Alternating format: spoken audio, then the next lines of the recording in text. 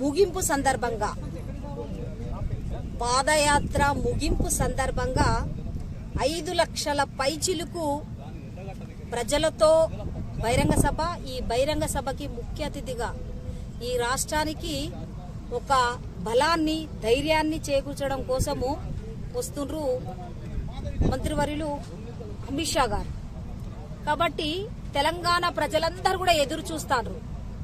అంటే BJP party నుండి భరోసా ఇస్తారు, కల్వకుంట్ల కుటుంబ పాలన నుంచి విముక్తి కల్పిస్తారన్న ఒక ఆలోచనతోని తెలంగాణ రాష్ట్ర ప్రజలు ఎదురు చూస్తారు.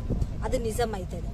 ఇవాళ టీఆర్ఎస్ పార్టీ కల్వకుంట్ల కుటుంబం ఎందుకు భయపడతారో మాకైతే అర్థమైతలేదు. ఎందుకంటే తెలంగాణ ద్రోహులు ప్రెస్ మీట్లు పెడతారు పాదయాత్ర మీద, బహిరంగ సభ మీద. అరే ఇది ప్రజాస్వామ్యం రా నాయన, మీ కల్వకుంట్ల రాజ్యం అనుకుంటారా? మీరు రాసుకున్న రాజ్యమా ఇదేమన్నా తెలంగాణ రాష్ట్రం?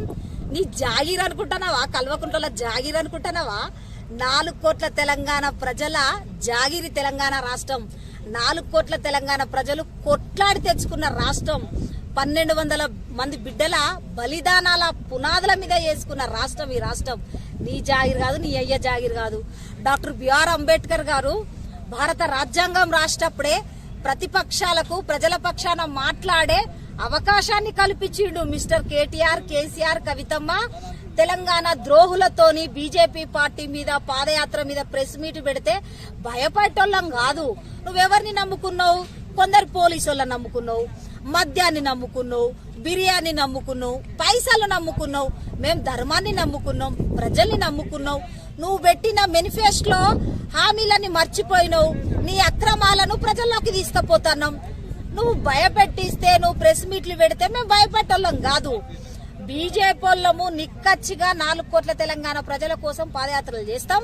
ప్రజల ఆశీర్వాదం వల్ల, దయ వల్ల 2023లో అధికారంలోకి రావడం కోసమే పనిచేస్తాం మేము. హాయ్ ఫ్రెండ్స్, మా టుడే టుమారో యూట్యూబ్ ఛానల్ చూస్తున్నందుకు చాలా థ్యాంక్స్. మరిన్ని లేటెస్ట్ వీడియోస్ కోసం వెంటనే సబ్స్క్రైబ్ చేయండి. అలాగే ఈ బెల్ ని కూడా రింగ్ చేసేయండి. మా నోటిఫికేషన్స్ అన్ని మీ మొబైల్లో వస్తాయి. అలాగే మా వీడియోస్ మీకు నచ్చితే లైక్ చేయండి, షేర్ చేయండి, నచ్చకపోతే కామెంట్ చేయండి.